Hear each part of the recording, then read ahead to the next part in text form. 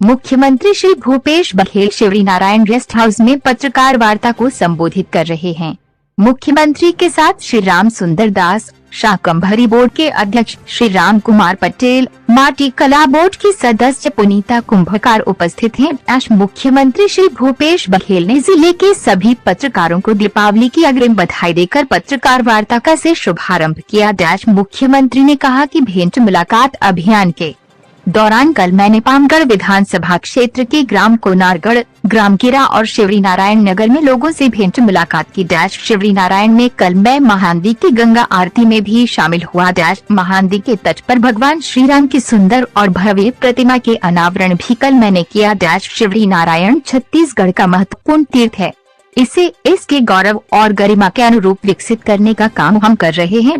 भगवान श्री राम ने अपने वनवास काल में छत्तीसगढ़ के जिन स्थानों पर प्रवास किया अथवा वहां से होकर गुजरे, ऐसे स्थलों को चिन्हित करके राम वन गमन पर्यटन परिपथ परियोजना के तहत हम उन्हें पर्यटन तीर्थ के रूप में विकसित कर रहे हैं। प्रेस वार्ता शिवरीनारायण प्रेस वार्ता में मुख्यमंत्री श्री बघेल ने बताया कि राम वन गमन पर्यटन परिपथ परियोजना के तहत पहले चरण में कोरिया से लेकर सुकमा तक 9 स्थलों का चयन किया गया था। इनमें से शिवरीनारायण और चंद्रखुरी में शुरुआती चरण के काम पूरे हो चुके हैं। शेष 07 स्थलों का विकास भी तेजी से किया जा रहा है। उन्होंने कहा कि जैसा कि आप लोगों को मालूम है कि मैं हर विधानसभा क्षेत्र में पहुंचकर लोगों से शासन की योजनाओं और नीतियों सीधे फीडबैक ले रहा हूँ। कल मैं पामगढ़ विधानसभा क्षेत्र में जहाँ भी गया, लोगों ने बहुत उत्साह के साथ मेरा स्वागत किया। लोगों का ये उत्साह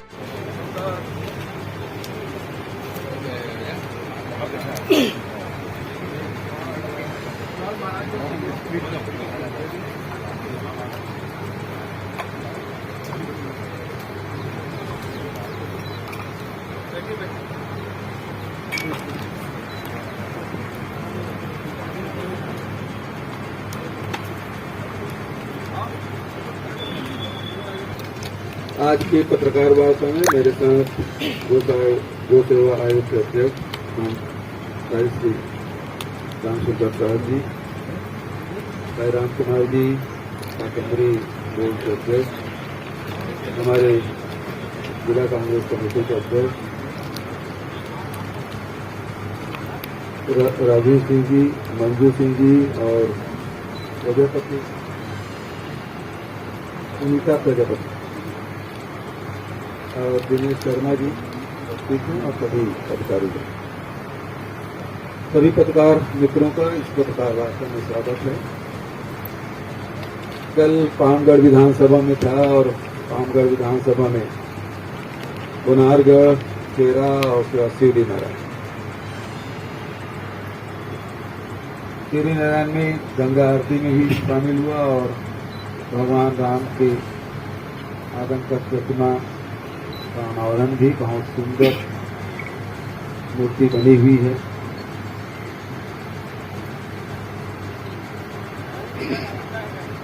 शिवरीनारायण हमारे छत्तीसगढ़ का प्रमुख तीर्थ है और इसलिए पर्यटन के हिसाब से भी, धार्मिक पर्यटन के हिसाब से बहुत महत्वपूर्ण है। 3 नदियों का संगम भी है और बहुत ही प्राचीन नगरी है, व्यावसायिक केंद्र भी है और इसलिए इस नगर का विकास तेजी से कर रहे हैं और आगे भी और भी कार्य हम लोगों को करना है। बहुत सारी घोषणाएं हैं, पूरा भी करना है। शिवरीनारायण चंदपुरी में शुरुआती चरण के काम पूरे हो चुके हैं। 7 स्थलों पे विकास के काम भी तेजी से किया जा रहा है। भेंट मुलाकात कार्यक्रम का मुख्य उद्देश्य ये है कि जनता से सीधा फीडबैक लेना कि योजनाओं का लाभ बराबर मिल रहा है, नहीं मिल रहा है। चाहे राजीव गांधी किसान न्याय योजना की राशि हो, चाहे भूमि श्रमिक न्याय योजना का हो, चाहे भोजन न्याय योजना का लाभ मिल रहा है, नहीं मिल रहा है। नरवा हमारा प्रोग्राम है और हम सार्वजनिक वितरण प्रणाली के भी बारे में जानकारी, साथ ही स्वामी आत्मानंद अंग्रेजी स्कूल पोषण योजना 2003 और दीपावली के लिए सामान वितरित है। इस साल 1 नवंबर से ही धान खरीदी हम लोग शुरू करेंगे, ताकि फसल और किसान जो अर्ली वैरायटी के जो धान उत्पादन कर लेते हैं और फिर लंबा समय तक इंतजार करना पड़ता है, उसको ध्यान में रखते हुए 1 नवंबर से ही धान खरीदी हम लोग शुरू किए हैं। अभी तक के बिजली बिल हाफ योजना के तहत 42 लाख परिवारों को करीब 2500 करोड़ रुपए की राहत दी जा चुकी है।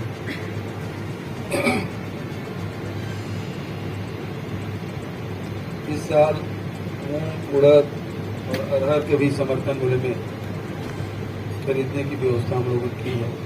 पिछले साल कोदो, कुटकी, रागी, मक्का, गन्ना और धान तो पहले से कर रहे थे, लेकिन इसकी भी खरीदी प्रारंभ की गई है।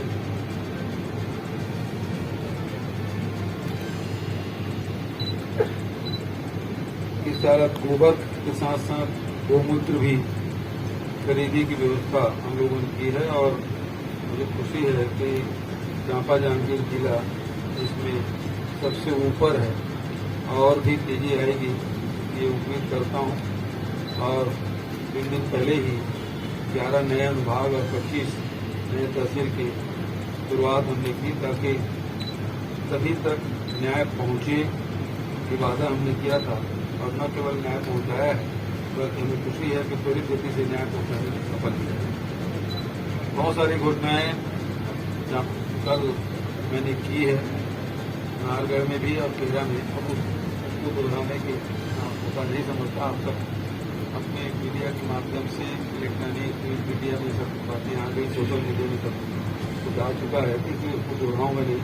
अब मैं आप लोगों से ही शाम को जब हम लोग आए तो बहुत सारे समाज के लोगों से मुलाकात हुई और विभिन्न समाज के लोगों को जिनके पास फंड नहीं है तो रियायती दर पे 10% राशि पर उसे भूखंड देने का भी मैंने निर्देश अधिकारियों को दिया है और जिसके पास भूखंड है उसके भवन निर्माण के लिए भी मैंने राशि देने की घोषणा की है। तो सामाजिक गतिविधि भी बराबर चलती रहे, विभिन्न समाज के लोगों को राशि की घोषणा मैंने की है। आपकी तरफ से कोई सवाल हो तो सादर आप। कांग्रेस के माननीय राम सुंदर दास जी और बीजेपी से हैं, तो किस प्रकार की रणनीति होगी आपकी कि पामगढ़ विधानसभा कांग्रेस की झोली में चले जाए? अभी तो मैं भेंट मुलाकात कार्यक्रम और शासकीय योजनाओं के फीडबैक लेने आया हूँ, राजनीतिक उद्देश्य से नहीं आया, लेकिन फिर भी आप जब कह रहे हैं तो मैं कहना चाहूंगा कि जो वादा हम लोगों ने किसानों से, मजदूरों से, महिलाओं से किया था और उसमें से हम लोग अधिकांश पूरे कर लिए और उसका लाभ ले रहे हैं। मुझे पूरा विश्वास है आने वाले समय में हमको सफलता मिलेगी।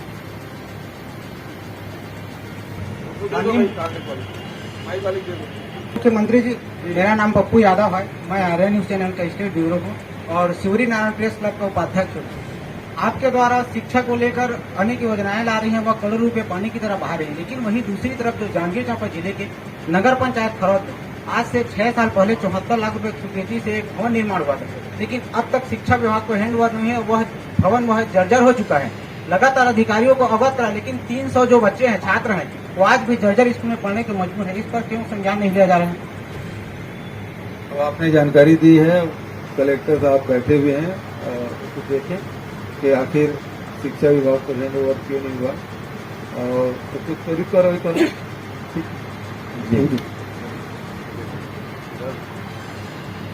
मैं उपेंद्र तिवारी, दैनिक समाचार। और मेरा एक ही प्रश्न है कि हमारे जांजगीर जिला मुख्यालय में एग्रीटेक कृषि मेला जल जो महोत्सव का छत्तीसगढ़ सरकार जब उसमें बनी थी कांग्रेस की, उस समय से प्रारंभ हुआ था, जो लगातार वो मेला चलते रहा, जिसमें पूरे जिले नहीं अन्य जिले के लोग भी यहाँ के लाभ प्राप्त करते थे। परंतु जब से लॉकडाउन हुआ है उसके बाद से हमारे यहाँ का एग्रीटेक मेला जो है वो बंद पड़ी हुई है और हम चाहते हैं कि आप जो है किसान से जुड़े हुए हैं, किसान लाभ लेते हैं, तो मैं चाहता हूँ कि आप उसका शासन फिर से शुरू करें। कीजिए, है ना। और मेला में तो फिर कोरोना और फैलता है, जी जी, इसलिए तो सभी जगह सारी गतिविधियां, न केवल जायजल महोत्सव का, जी जी, सभी रोक लगी थी। इस समय चालू होंगे। हाँ, जिला प्रशासन बैठे निश्चित रूप से करें। Thank you. मैनेजर सुरेश गुनी। अच्छा काका, बट सवाल में से हमारा राहौत नगर पंचायत में अभी तक कोई भी राष्ट्रीय गीत बैंक नहीं है, जिसमें पूरा आसपास के गाँव में काफी परेशानी का सामना करना पड़ता है, या फिर हम लोग 15 किलोमीटर दूर सिवरी नारायण या फिर 10 किलोमीटर दूर पामगढ़ जाने लगते हैं। तो आपसे तो यही उम्मीद चाहता कि तो राहौत में राष्ट्रीय गीत बैंक को मांग किया जाए। सुझाव परीक्षण करा बोलो। महोदय, शिवरी नारायण के लिए आप बहुत अच्छा कार्य कर रहे हैं। वहीं शासकीय भूमि भी बहुत सारी है, और यहाँ जो शासकीय भूमि है जहाँ स्कूल निर्माण है वो बहुत बड़ी है, जहाँ लगभग 40 से 35% पे अवैध रूप से कब्जा हो रखा है। अगर वो जमीन शासन को मिलती है तो जरूर और आगे विकास कार्यों पे अच्छी जमीन हो जाएगी, और बहुत ही लैंड पे है, वो बस स्टैंड के नजदीक है। तो यही है कि उस जमीन पे कुछ अच्छा कार्य हो जाए। ठीक है, वो कल भी ये बात आई थी, समाज के लोग आए थे, तब भी ये बात उठी थी, और प्रशासन के निगाह में है, और जो भी आवश्यक कार्रवाई होगी करेंगे। उम्मीद है कि आपके शासन में सौगात मिल जाएगी। बिल्कुल, हम लोग कमेटी बनाए हुए हैं, और रिपोर्ट आने को है, और रिपोर्ट जैसे पुटअप होगा कैबिनेट में आएगा फिर विधानसभा में बताएंगे। माननीय मुख्यमंत्री का मुख्य सूबे है दूसरे चैनल। माननीय मुख्यमंत्री महोदय, जैसे टेम्पल सिटी शिवरी नारायण का विकास हो रहे हैं, उसी प्रकार छत्तीसगढ़ की कांची कहे जाने वाले खरौद नगर का विकास क्यों नहीं होगा? करेंगे। मैंने निर्देश दिया, इसी समय मैंने घोषणा की थी कि इसको राम वनगम पर्यटन पर्पज से उसको भी जोड़ा जाए, तो उसको भी अब मास्टर प्लान बना के ही तो विकास किया जाएगा।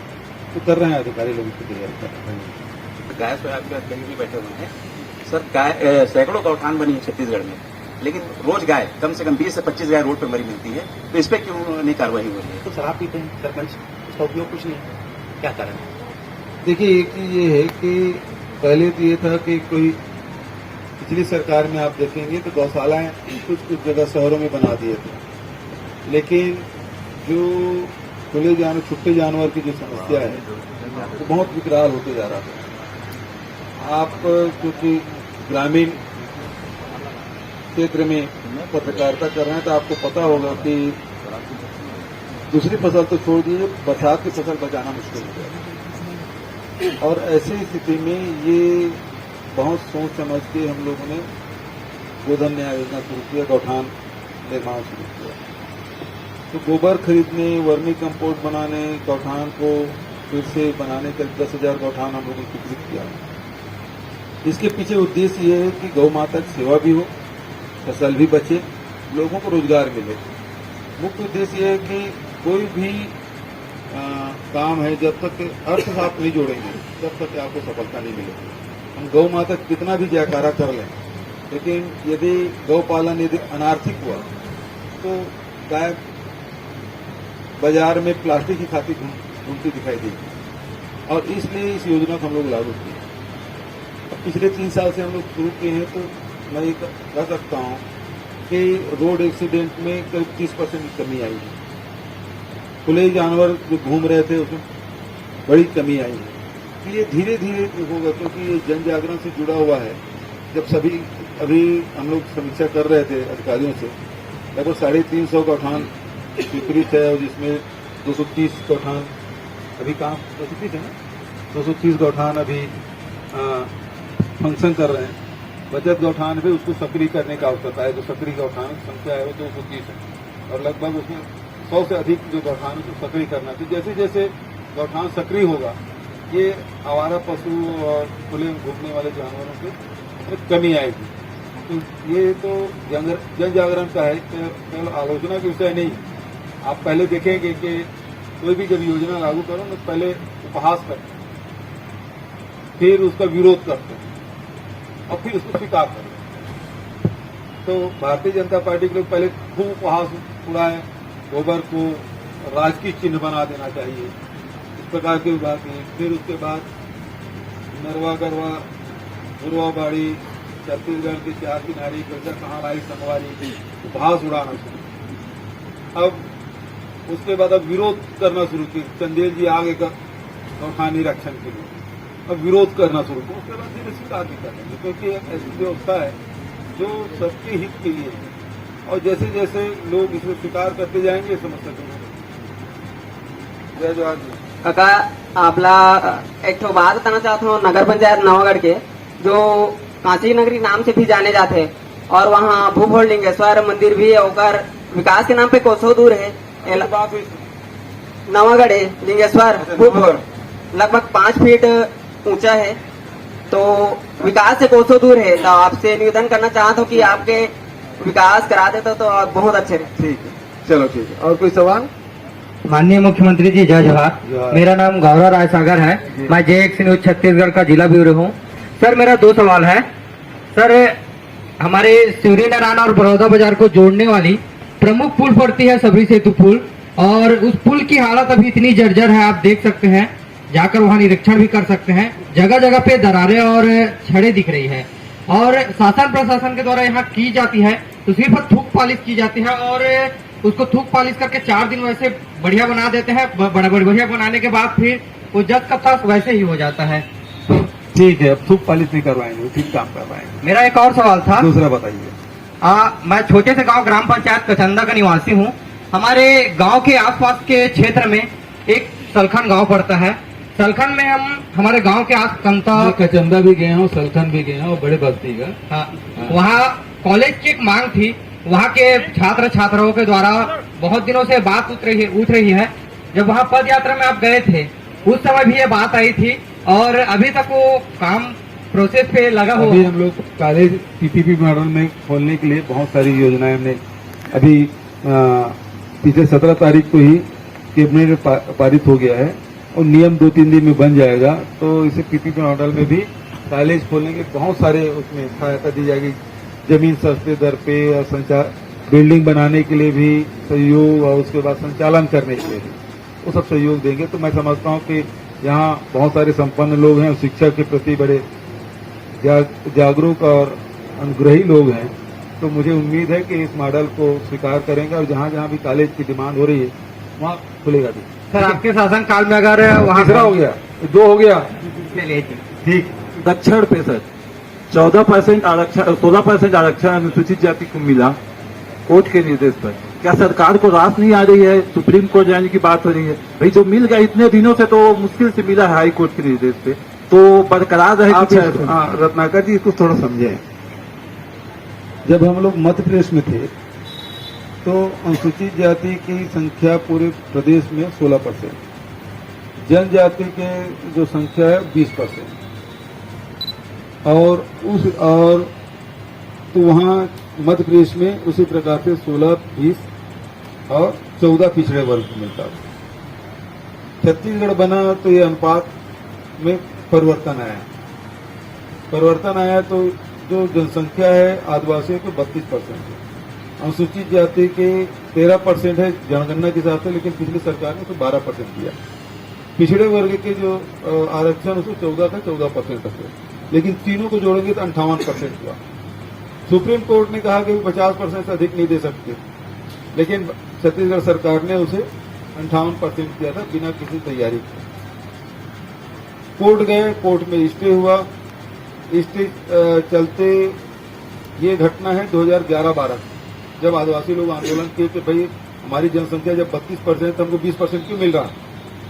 तो लोग आंदोलन किए तो फिर भारत सरकार ने भी आदेश किया था इनको दिया जाए, लेकिन उस समय दिए नहीं। 2005 का आदेश है, लेकिन 2012 में फिर आदेश निकला कि ये 58% वाला। अब पिछली सरकार ने 6 साल में 18 तक उनको मौका था, इस दिशा में कोई काम नहीं किया और नहीं करने के कारण से उसी आधार पर जो हाई कोर्ट है वो इस आदेश को निरस्त किया। तो इस आदेश को निरस्त किया तो लागू कौन सा हुआ? जो मध्य प्रदेश के समय का जो आदेश है वो लागू हो गया। जबकि अंबेडकर साहब ने जो संविधान उसकी अध्यक्षता में जो संविधान का निर्माण हुआ उसमें स्पष्ट है कि अनुसूचित जाति जनजाति को उसके जनसंख्या के आधार पर उतने प्रतिशत उसको आरक्षण मिलेगा। आज के जनसंख्या के हिसाब से उसको सर्वे करा के उसमें संशोधन किया जाए तो बेहतर है। सुनो तो भाई, अब इस मामले में जो 2011 का सेंसस है उसमें 13% है और उस आधार पर हमने पिछले समय अनुसूचित जाति को 13%, अनुसूचित जनजाति को 32%, पिछड़े वर्ग को 27% जो मंडल IIT की सिफारिश है, और भारत सरकार ने EWS को जो उच्च वर्ग के, सामान्य वर्ग के जो गरीब तबके के लोग हैं उसको 10% देने का फैसला किया। उस सबको शामिल करके 72% हमने किया तो लागू करके उसमें भी कोर्ट चले गए। अभी कोर्ट ने हमसे पूछा कि आप किस आधार पे किए, तो हमने कहा कि हमारे छत्तीसगढ़ में 40% अधिक लोग गरीबी रेखा के नीचे जीवन यापन करते हैं। तर्क हमने दिया तो उन्होंने कहा कि आपके पास आधार क्या। तो अभी हमने क्वान्टिफाइबल डाटा के लिए आयोग बनाया, पटेल आयोग का गठन किया है और बहुत जल्दी वो रिपोर्ट आएगा और फिर उस रिपोर्ट के आधार पर फैसला होगा। गोपाल केवट सिवड़न सर जी, यहाँ तो सिवड़न में काफी विकास कार्य हो थे और पिछले बार हमारे नगर की तरफ से और पूरा जिला की तरफ से भी मांग रखी गई इस अस्पताल के काम को लेकर के, और अभी तक सिवड़न एकमात्र रेफर केंद्र बन करके रह गया और अभी तक वो करेक्ट न्यू तलक नहीं रखा है। आप ये मन यहाँ घोषणा कर रहा था 30 बिस्तर अस्पताल की घोषणा करें। मैं कहेंगा अभी मैं अपन भाषा मतलब पत्रकार वार्ता में जो प्रारंभिक जो बोधन है वो बात तो कहे मैं कि जन घोषणा है तिल पूरा करना है बोला तो कल ही बोल रहे हैं सरकार। थैंक यू बहुत बहुत धन्यवाद। अच्छा सर, जांजगीर जिला के अधिकारियों के पास किसी भी प्रकार से बाइट देने के लिए जाते हैं, शासन की योजनाओं का जो डायरेक्ट आम जनता को मिल सके तो लोग बाइट देने से कतराते हैं, उसको जानकारी नहीं दे पाते। गाड़ी होगा उसकी व्यवस्था होगी उसके हिसाब से देते हैं। हर अधिकारी के पास चल देंगे तो वो नहीं देगा। लेकिन जो नेटवर्क टाइम से हूँ मैं, आप PRO के माध्यम से ले लें। आप भी करेंगे और आप भी करेंगे। हाँ चलो भाई, आपको दोबारा हो रहा है क्या? नहीं, मेरा पहला जी अध्यक्ष हूँ, बोल लेना है। और मैं एक छोटा सा आपसे मांग करना चाहूँगा, जितने भी हमारे पत्रकार साथी आते हैं कुछ भी कवरेज के लिए, तो उनके लिए ठहरने के लिए भवन नहीं है। आप एक भवन की घोषणा कर रहे थे पत्रकार साथ, बहुत मेहरबानी। पहले जमीन ले लो, प्रेस क्लब की समिति गठन कर लो, आपको पता रजिस्टर्ड कर लो और यहाँ जमीन ले लो, उसके बाद भवन बनाने के पैसा देंगे आपको।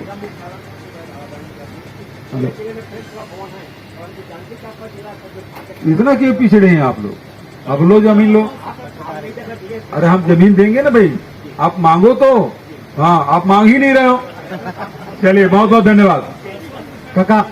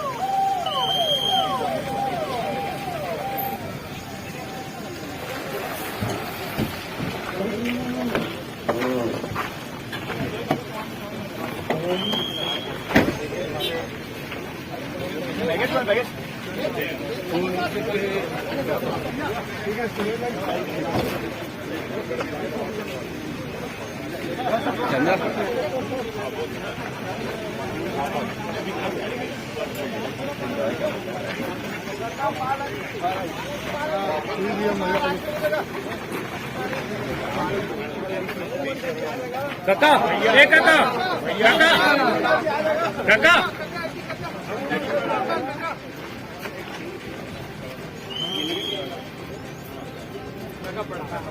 काका आना